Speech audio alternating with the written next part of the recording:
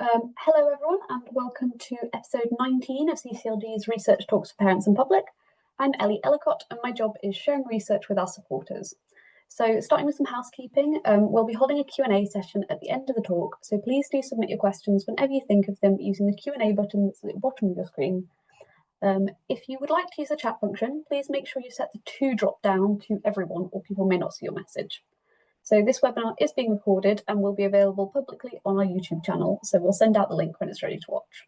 So this month's talk is called How Did Children and Families Help Set Childhood Cancer Research Priorities and is being led by Susie Aldiss. Susie is a researcher from the University of Surrey who focuses on the experiences of children and young people who have cancer, communication about cancer and treatment, and using creative methods to engage children in research, and the transition from child to adult health services. Susie was part of the coordinating team for the James Lind Alliance Priority Setting Partnership that developed the top 10 priorities in childhood cancer research. So without further ado, I'm going to hand over to Susie. Thank you very much, Ellie. So I'm just going to share my screen so you can see my slides.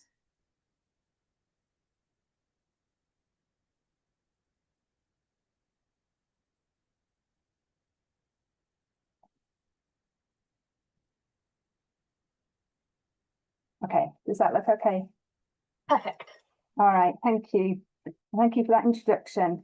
Okay, so what I'm going to be talking about this evening is about why it's important to involve patients and families in setting research priorities, just as a bit of an introduction. And then I'm going to tell you all about what we did in the Children's Cancer Priority Setting Partnership and how the priorities were decided upon. And then I'll finish with a little bit about what we've been doing since then. So I should have said first that this Priority Setting Partnership was funded by CCLG and the Little Princess Trust. Okay, so why is it important to involve patients and families in setting priorities? Well, traditionally, who has usually decided what gets researched is research funders, researchers, and the pharmaceutical industry.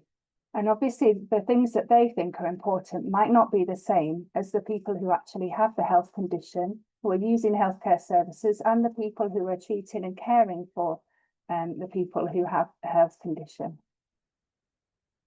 So it's really important to get patients and families involved in deciding what research needs to be done. So that can help us as researchers understand new and different perspectives.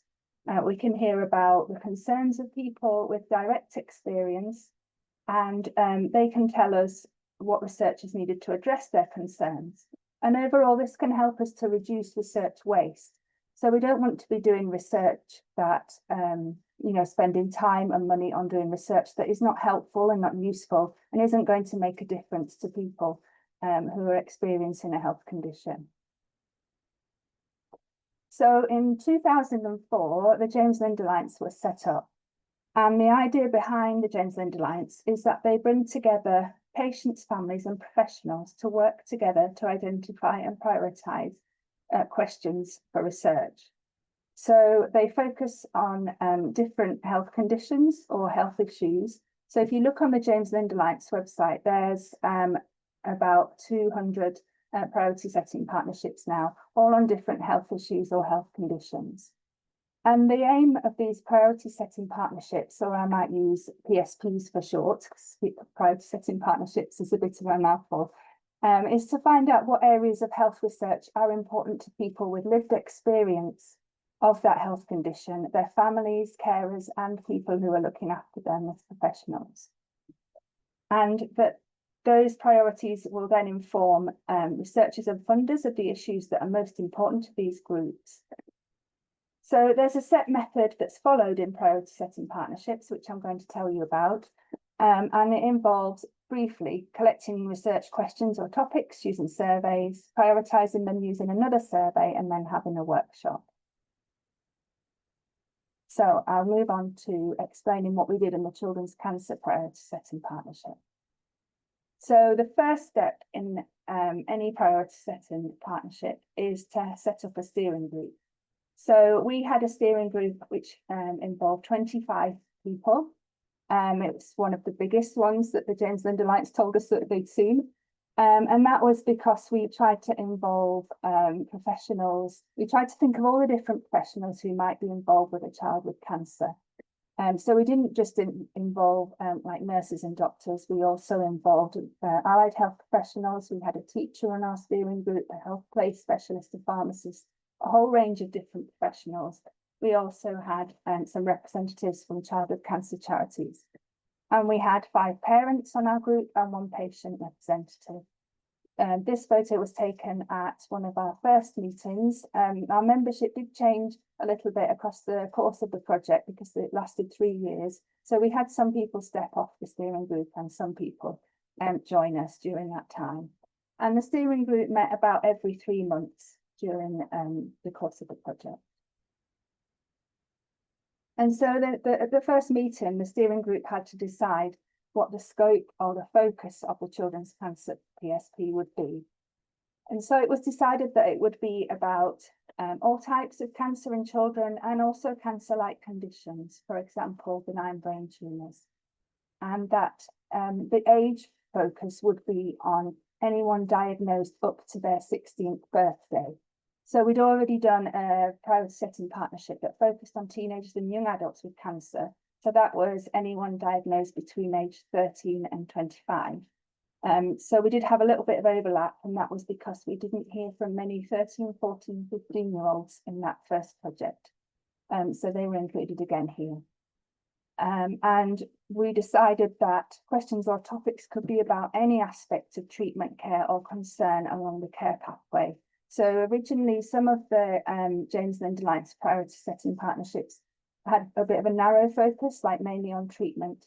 But since more recently, and definitely with our priority setting partnership, we decided to go really broad so that people could ask about anything that was important to them, really, to do with childhood cancer. And we have this figure in our survey to show that people could, they didn't just have to ask about treatment, it could be about like education, family, social life, all different aspects of childhood cancer.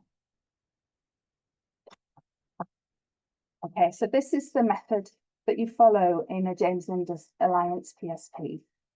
And so you start with a first survey. And this is usually an online survey, and that's what we did. And we collected, I'm calling them questions, but most people didn't send in a question to our survey. They didn't have to, we just asked people to tell us what was important to them. What topics do you want future research to focus on? So some people wrote that as a question, some people wrote about their experience. So we used, however anyone wanted to respond in the survey, those responses were all used. So we collected questions from parents, families, and survivors of childhood cancer who are now adults, and professionals. And we had a separate process for collecting questions from children, which I will tell you about as well. So once you've done your first survey, you sort through all the questions or responses that have come in, and some of them are out of scope. And so that meant for us, there were some questions that were not about childhood cancer. So they were about, say, cancer in young adults, and they were taken out. We had a few questions where we weren't really sure what the person was asking. That might have been because they'd only put 1 or 2 words, or they were just a bit unclear. So they were also removed. And then we did have a lot of people asking about funding for childhood cancer research and why isn't more money given to childhood cancer research? And unfortunately, although that's really important, that's not something that we could answer by doing a research project. So we were looking for topics that we could answer by doing research projects. So those things were all removed, and all these responses were discussed with our steering group to make sure that everyone was in agreement with what we were taking out. And then we looked through the remaining questions and we grouped them into similar topics to come up with some summary questions. And then my task was to search the evidence, so search current literature and looking particularly for reviews that have been done on looking at the questions that we had to see have any already been answered, because they also needed removing so that we wouldn't be repeating research. And then we went back out with another survey to ask people to vote for the questions that they thought were most important. Again, that was parents, families, survivors of childhood cancer and professionals who took part in that. And then the final step is to have a final workshop to decide the top 10 priorities. So this is a similar slide, but I just wanted to show you the number of people who took part and also the number of responses that we got in. So we were really pleased that we had 488 people send us in nearly 1,300 questions. And you can see there that there were mainly parents and carers, relatives and friends of children with cancer who took part. Now, when we went through the questions, we had to take out 139. And then once the remaining questions had been grouped together and summarised by the steering group, we were left with 108 questions. When we checked the evidence, only 4 of those were already answered, and 3 were the topic of ongoing studies that the steering group felt would provide an answer to those questions. So that was 7 that came out, and that left us with a large number. So we still had 101 questions left that went back out to the public vote. And so we did our shortlisting survey with these 101 questions. We had 327 people take part in that, again, mainly parents and carers. And what we did with the results of that, so in that survey, people were asked to pick out from the 101 which questions were most important to them. And we looked at the what were the top 10 questions picked by parents and carers, the top 10 from survivors and the top 10 from professionals. There was some overlap in those, so that gave us 21 questions. Those 21 questions were taken to the final workshop, and we'd worked with children as well, and we've got a top 5 questions from them. Again, some overlap with what had come out of the adult survey, giving us 23 questions discussed at the final workshop. From there, a top 10 was decided.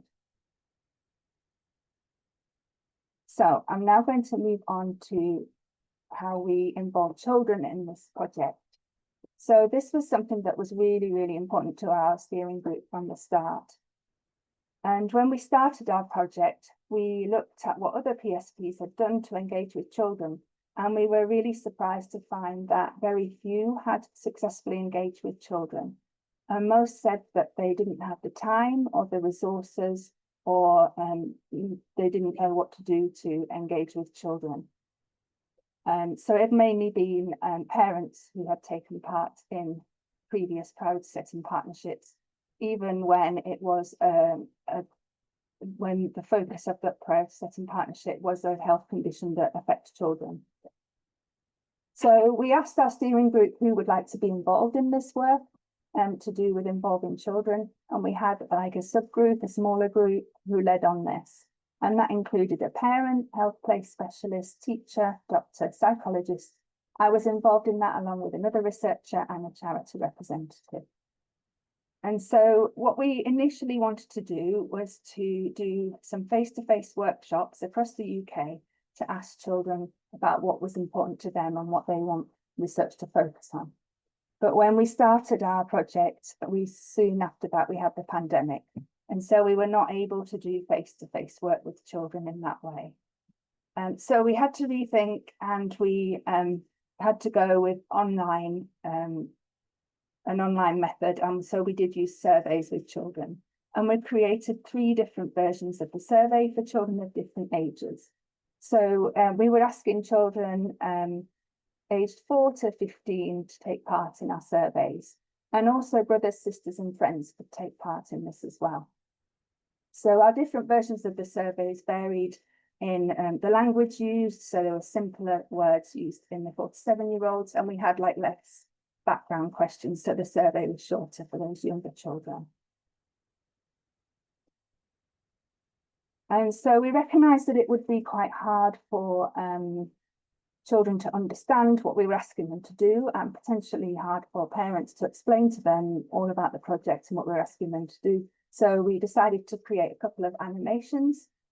So the idea was that the parent and the child could watch the animation And then the child could have some help to fill in the survey from their parents if they needed that. So we had an animation for older children. There's some pictures here from that. And then we also created one for young children as well. And there was already an animation on the James Lind Alliance website that we thought was suitable for teenagers. So in those children's surveys, we had 71 children send us in 252 things that were important to them. Again, not phrased as questions, I've just called them questions, just for short, really. That was 61 children and young people who'd experienced cancer, so they'd either had cancer now or had cancer in the past. 10 siblings, but we didn't have any friends take part.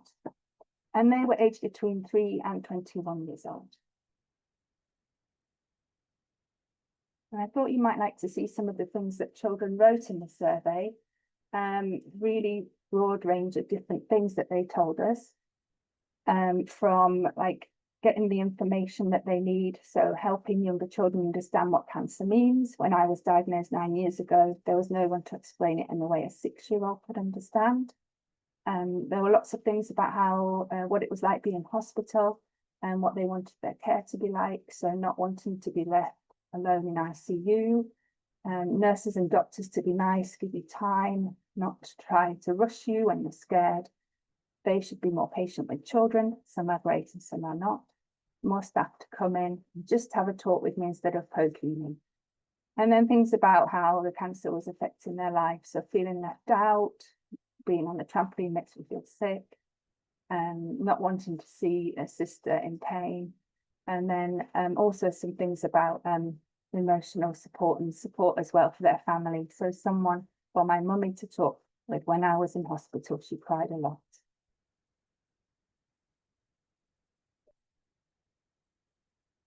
So we did similar to the questions that were sent into the adult survey. We grouped them, and we ended up with 24 summary questions. Now, lots of children, when we'd asked them in the survey, tell us what's important to you, they had written that their family was important, that their friends were important, that their pets were important, but it wasn't clear what it was about those things that were important. And so we didn't want to presume what children meant by writing those things. And so we decided we wanted to ask children, we should ask them some more about those aspects. And so we held a workshop with children.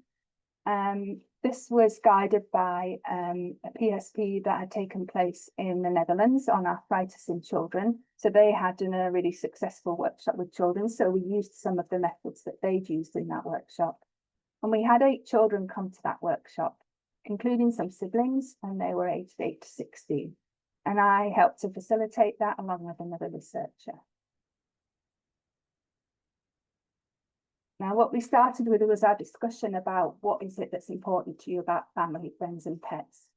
And we told them things that were written in the survey about those aspects, and they created, they told us what was important to them, and created some questions about family, friends, and pets. So that was 7 questions created. Some of those were, what are the best ways to help children and young people keep in contact with family and friends when they're in hospital? What are the best ways to spread awareness to help friends and classmates understand the reality of cancer, because it was important to them that people knew what it was like to have cancer. And they also wanted to be able to have their pets come into the hospital, or be able to see them when they're in the hospital. And then what we did, we had different envelopes with different topics in.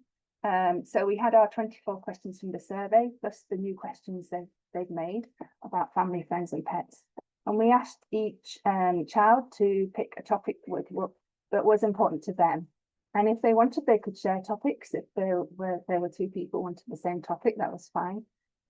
So all the topics got picked apart from the 2 in bold there.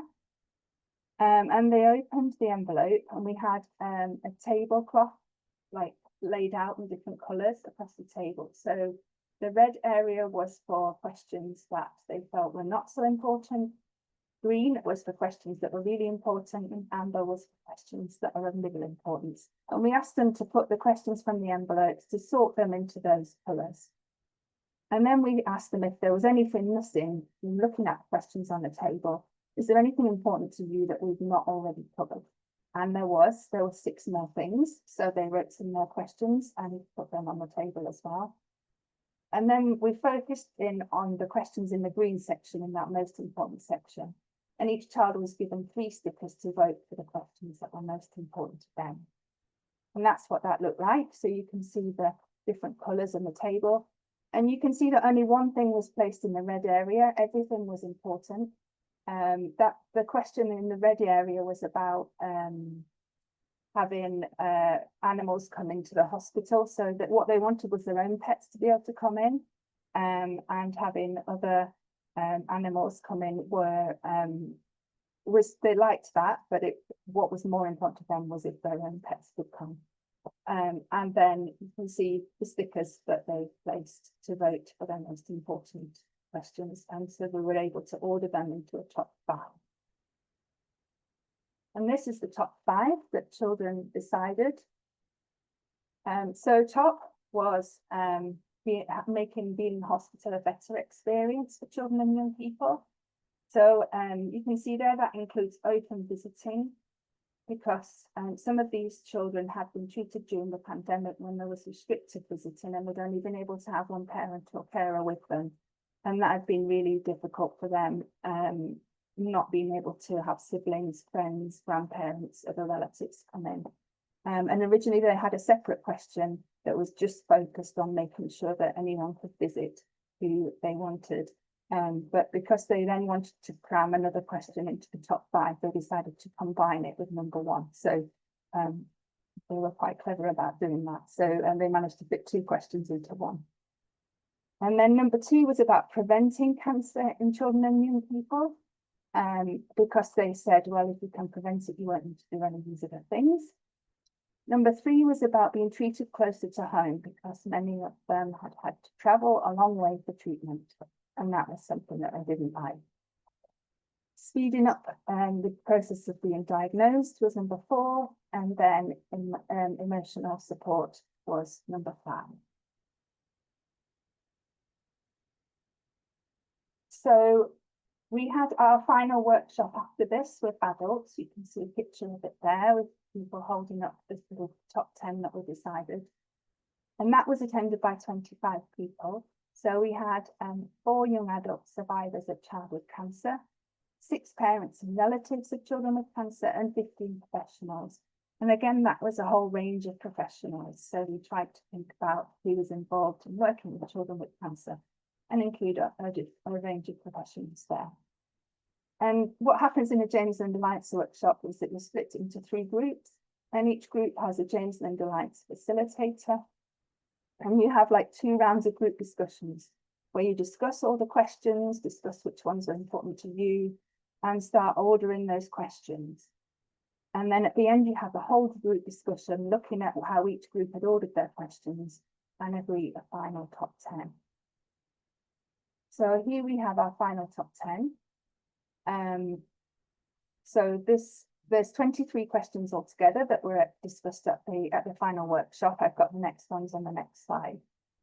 And so you can see they cover a whole range of different things. At the top, there's treatment and finding kinder and effective treatments for children with cancer, including relapsed cancer.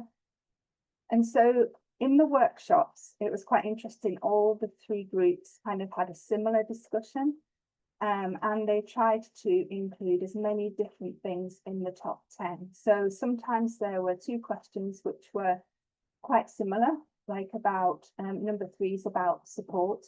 And there's another question that was just about emotional support, but they thought actually that's included in number 3. So number 3 should go in the top 10 and not the other one. That makes sense. And we also told each group which questions were in the top 5 from children. And you can see they all wanted those questions to be included in the top 10. So they're highlighted now in the greeny blue colour.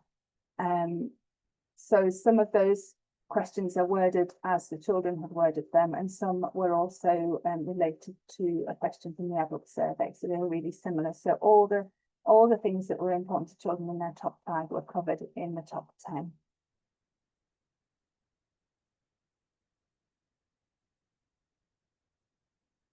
And then priorities 11 to 23, these were also ordered.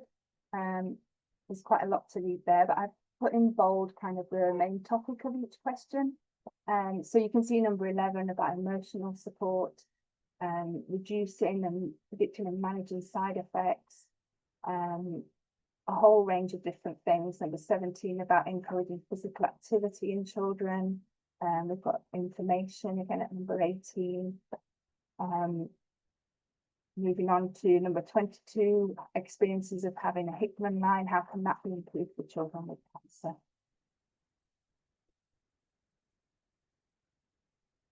Okay, so I'll just tell you a little bit, just to finish off, about what we've been doing since then. So obviously it's no use if you have these priorities and then nothing was done about them. So we really wanted to promote the priorities and tell funders about them and encourage them to be addressed in future research. So in February in 2024, we held a meeting that we invited funders of childhood cancer research to look at the priorities and discuss the priorities and think together about what's next. And so we did some different exercises, like looking at each priority and looking about where the money goes now, which is where you can see the picture there with the flip chart paper with money stuck to it. So we had representatives from 16 funders come to that meeting, and what came out of that was that there needed to be some further work so that the funders could know, well, which of these priorities are the focus of current research and what are the gaps, because it was clear in the discussion that some of the priorities were having more projects or more money directed towards them than others. And so what we've been doing now is a project funded by CCLG, where we're mapping the current funding in children's cancer research against those 23 priorities. So we've contacted funders of children's cancer research across the UK, and we've gone broader than those 16 that were just involved in that funders meeting. So we tried to capture all the funders. And we've been collecting information on projects that have been funded in the past 5 years. So we've been asking them for summaries of the projects, what was the amount funded, and information like that. And so we're trying to see how far is current research addressing the priorities, how much money is being spent on each priorities, and what are the gaps. And what we hope is that information can be used to show where research needs to be directed in the future, because there was an agreement really between the funders at our meeting that, you know, all these priorities have come from families, from children, from professionals, and that there needs to be research directed at all of them, so there shouldn't be any gaps. And we also hope that it will help to reduce repetition so that everyone's not funding the same things and overlap, and also that there might be some collaboration in funding projects as well. So another thing that we've done after our project, the James Lind Alliance asked us to develop some guidance to involve children and young people in future priority setting partnerships. And so what we did was we worked with some researchers in the Netherlands. We've done priority setting partnerships involving children and young people. And we also worked with children and young people in the UK and the Netherlands who've been involved in priority setting partnerships. So those were some of the children and young people who came to our children's cancer workshop. And so we asked those children and young people about how best to involve them in PSPs, and for their kind of top tips, what they liked about their involvement, what could have been better, how can we best involve them. And that guidance is now available on the James Lind Alliance website, and we really hope that that will encourage people undertaking future priority setting exercises on topics that are relevant to children, to seek and include their views so that their views can also be heard. And I've just put here where you can find further information about our priority setting partnerships. So there's the CCLG website, and the James Lind Alliance website, you can see all the questions that were sent into the survey in a huge spreadsheet and how those were summarised. What we aim to do is be completely transparent in how we undertook this project. And there's a final report, there's research publications there as well. Okay, thank you very much for listening and happy to take questions. I'll stop sharing. Yeah, I knew that children and young people were involved, but like the length that you went to include them is really good to see. Thank you. We've not had any questions yet, so you get one of my questions. So with the mapping of the funding currently, are you hoping to see different levels of funding for each one? Are you hoping to see more funding towards priority one, or just even split? Yeah, I mean, I think we all recognise that most of the funding, I think without doing the mapping, we would know that most of the funding that goes towards treatment focused research. And I mean, that's definitely what we're seeing. And yeah, that's what we expected. So I don't think there will be an even spread, but I guess what we have found is currently some of the priorities, we haven't found any projects focusing on them. So that's a really important finding, that, you know, there does need to be some work directed towards some of those priorities, because they also need to be answered. But maybe there doesn't need to be a completely even spread between the 23. You know, there might be some smaller, I mean, some of the questions are massive, some of the questions are really small and quite tight and focused. So yeah, it probably wouldn't be realistic to have an equal spread, but certainly what we want to see in future is that there is some research addressing those gaps. Really. Definitely. We don't have any more questions, so you get another one of my questions. I do apologise. So obviously you were planning to do the in-person workshops to start with children, but then COVID interrupted life. Do you think that had, like, because I've heard some researchers say actually it meant that they got to reach more people because it wasn't location based. So do you think it impacted in that way? Yeah, possibly it could have. Yeah, it's a good point.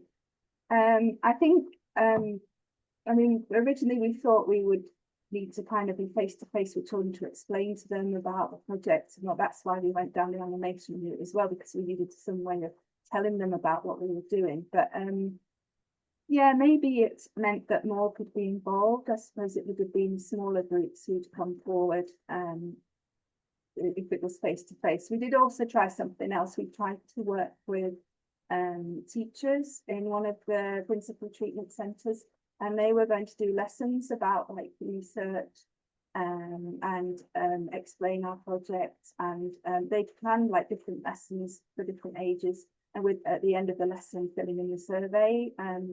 But then when we piloted that, the feedback we were getting from teachers was that when a child's having a lesson in hospital, it's a time for them to not be thinking about their cancer. It's kind of a break from that. And then it felt really unfair that they were now directing it back to thinking about cancer. So that didn't work. So that, yeah, we did try that too, to stick with kind of face to face, but that would have been a one-to-one, obviously, during the pandemic. But yeah, in the end, went down the survey route. And in the end, that did work. What the young people, when we were developing the guidance, they kind of told us it's good to have different options. So some people like face-to-face, some people like survey. So if you can do as many different ways as possible, that would be the ideal. So, yeah. Thank you. And we have now got 3 questions. Okay. So we'll go chronologically. So how did you reach out to funders of research projects across the UK? Did you do a survey or emails, or what did you do? Well, we've mainly used like knowledge from our contact. So we have a steering group for this mapping project as well. And we kind of asked people involved in that, you know, what to name all the charities and different funders. And well, we compiled a list of the ones that we knew, and we also looked at the AMRC website, so the Association of Medical Research Charities. And you can search on there by charities that fund research in cancer. So we did that to get a list as well. We also went to all the principal treatment centres that have a charity to see what they're funding. So yeah, it's kind of been through, I guess, through internet searching, word of mouth, knowledge of, people like at CCLG who are also involved with a lot of the other charities and the collaborations between them. And so I hope we have managed to capture most of the charities. I know we may have missed some. I'm hoping that we haven't missed many. We ended up contacting about 68 charities. They've not all funded research in children's cancer in the last 5 years. Some of them said that they hadn't, and so they obviously wouldn't take part. But yeah, we've gathered in most of our data now, so yeah, we should be able to report in a few months on that. Certainly sounds like a lot of work. Very much work. Okay, so next question is, were any of these survey outcomes a surprise to you, and do you feel it will be necessary to repeat or refine the survey in the future?